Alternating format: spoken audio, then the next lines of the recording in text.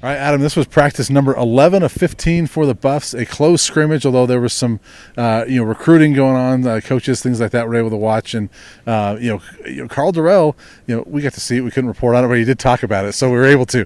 The scrimmage ended. He mentioned the other day that the offense, defense in the red zone, they do kind of a scoring system, and the first team to 18.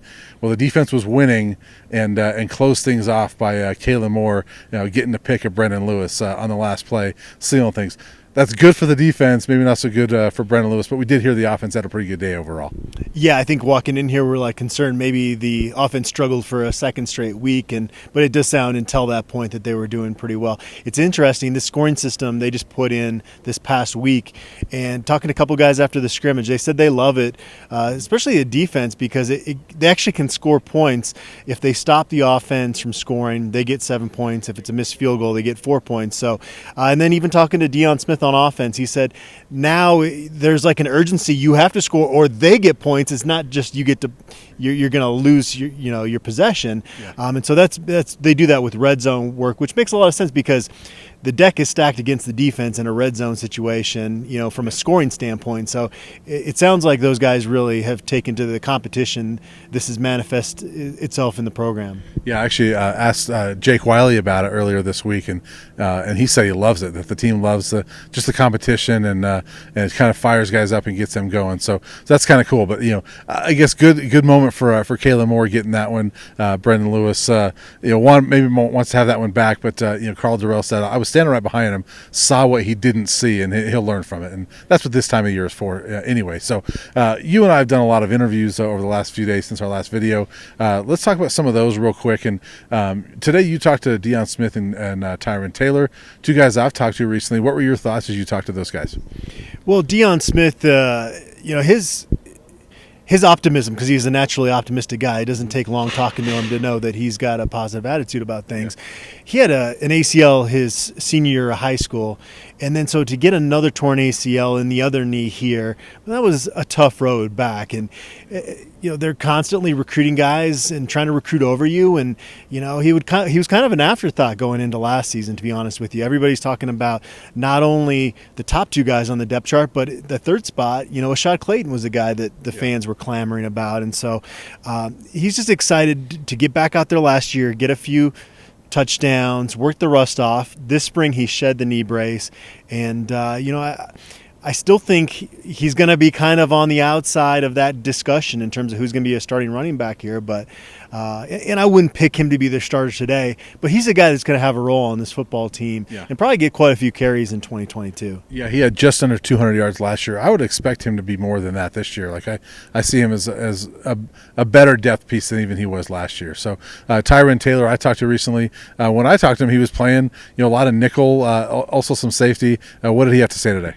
Well, those guys are just excited because they're out there making plays. Kayla Moore, you mentioned, had the scrimmage clinching interception. And those guys, they try to block out the outside noise, but with Mark Perry leaving and Christian Gonzalez leaving and Mekhi Blackman leaving, right, people, that don't really know the young depth in this program just assume that the secondary is a mess here. And there's a lot of good players in there. We've talked about it throughout this spring, and so I think those guys are just excited that their confidence is actually showing itself out here on the field, and that this does have a chance to be a pretty good unit. And he certainly made himself a valuable player here with his versatility. He came in just strictly as a corner, and you look at him now, and he, even though, as we talked about on another video, he has gained good weight, he still looks like a corner. But and a lot of those guys in the nickel role are kind of that shorter, squattier type. He brings length to that position, and so that's something that he says that he feels like kind of separates him in that role. Yeah, I was able to talk to Frank Phillip today, and really the basic theme from him was just like every other offensive lineman.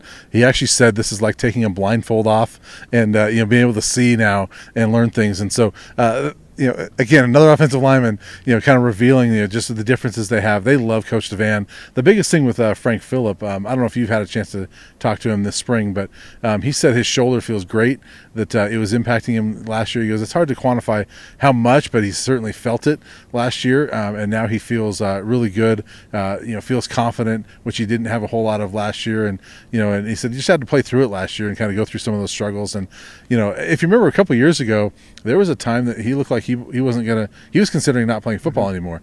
And I asked him about that, and he said he's rediscovered his love for it. And so to have that passion for it again and to feel confident, there's a different Frank Phillip out there. It's interesting, too, is we kind of assumed he would move to left tackle at some point, and he was planning to. He started spring ball last year at left tackle until he injured the shoulder, and then came back by necessity because he was trying to protect the shoulder that he was coming back from surgery. I thought maybe he'd move back to left, but it sounds like he's exclusively right still. Yeah, it looks like and sounds like it's still Jake Wiley on the left and Frank on the right. So who knows if that changes, but maybe that helps those guys. When I talked to Jake Wiley earlier this week, he likes that he's able to just kind of settle in there and getting better. Maybe Frank feels the same way. It's all good until somebody gets hurt, though. You need to get those reps at other positions, obviously. Yeah, no question. One last thing, speaking of tackles, I want to get your thoughts on, they got another transfer tackle in last night, a kid from Arizona. What were your thoughts on him?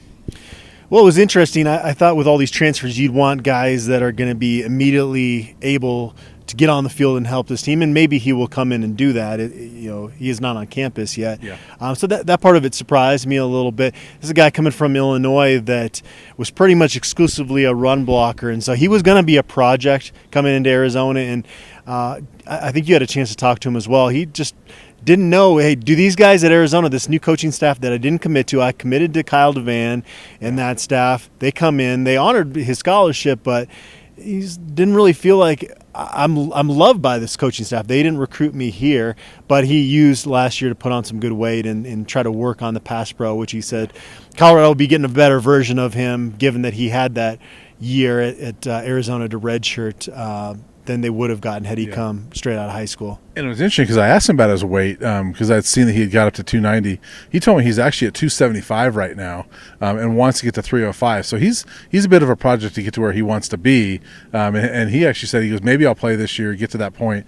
So it looks like more of a long-term thing with him, but maybe he gets in here and they get a hold of him. He was very complimentary, though, of the Arizona strength staff and how much they helped him and how much he learned. And he's excited to play for Coach Devan. So it's a depth piece, maybe a more of a longer-term one, but they certainly needed some depth at tackle. Yeah, add another body there. Going back to the scrimmage today, Daniel Arias again gets mentioned. Mm-hmm. His name keeps coming up. Another guy that keeps getting mentioned, and we saw it with our own eyes here last week, had a good scrimmage, is Alvin Williams, a guy on the edge. Again, we're kind of pointing out guys that maybe are a little bit outside of the discussion of the norm. And I think Alvin Williams, when you have had the coaches mention him as much as they have, not prompted by the media, just bringing those guys up, both those guys have been mentioned a lot this spring. Yeah, and Daniel, the way he's being mentioned, though, it sounds like it may not be outside the norm to mention him. Carl Durrell's really happy with the progress. He's taken maybe a prominent role here. So that'll do it for today. Adam and I will be back next week, the final week of spring ball.